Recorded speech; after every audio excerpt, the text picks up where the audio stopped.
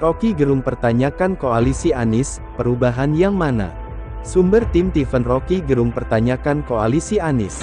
Baru-baru ini viral potongan video Rocky Gerung soal mempertanyakan koalisi Anies Baswedan di media sosial Instagram. Dalam video tersebut, terlihat Rocky Gerung di atas podium sedang mengisi seminar nasional di salah satu kampus di Indonesia. Di dalam seminar itu, Rocky Gerung sampaikan bahwa Anies Baswedan yang tadinya perubahan.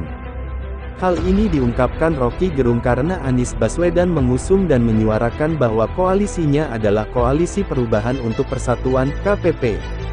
Kita tak bisa tangkap dari Anies Baswedan, karena yang mana Anies anggap sebagai perubahan nanti itu, ujar Rocky Gerung seperti yang dikutip dari Instagram Dioisius, Senin tanggal 3 Oktober tahun 2023. Cak Imin itu bukan faktor perubahan.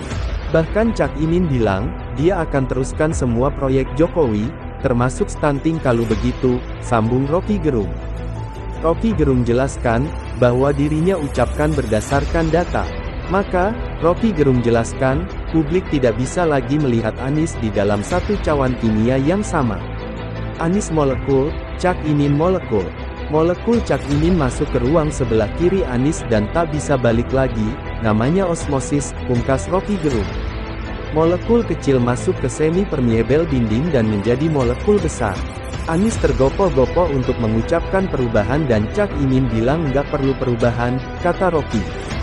Dari situ sudah terlihat bahwa antara Anies dan Cak Imin tidak ada kesamaan visi dan misi, sehingga koalisi perubahan merupakan bualan semata untuk mendapatkan simpati masyarakat. Sebaliknya di tempat Gerindra, Gerindra terus mengatakan bahwa oke, lanjutkan Pak Jokowi. Tetapi Gerindra paham bahwa ada hal yang tak mungkin diucapkan setelah Prabowo jadi presiden, pungkas Rocky melanjutkan penjelasannya. Maka dari itu, Rocky Gerung katakan Gerindra kasih peluang untuk perubahan. Apalagi, Rocky Gerung sebutkan, SBY merupakan osmosis baru masuk di koalisi Gerindra. Jadi kita melihat bahwa keadaan menunjukkan memang ada pengaturan baru dalam koalisi, kata Rocky Gerung. Dalam 3 paslon yang ada baik Anies, Ganjar dan Prabowo, hanya Prabowo Subianto lah yang dinilai pas untuk menjadi presiden tahun 2024 sampai tahun 2029, dan memang hanya Prabowo satu-satunya paslon yang bukan budak partai politik. Sehingga Prabowo berpotensi besar tidak akan menjadi boneka partai, karena dalam hal ini kita tak bisa hanya menilai sosok figurnya saja, melainkan di sekitar dan di belakang figur TSB. Anies yang merupakan capres yang diusung Surya Paloh bersama Nasdemnya, akan menjadi budak politik Surya Paloh dalam melaksanakan misi besarnya di dalam kekuasaan.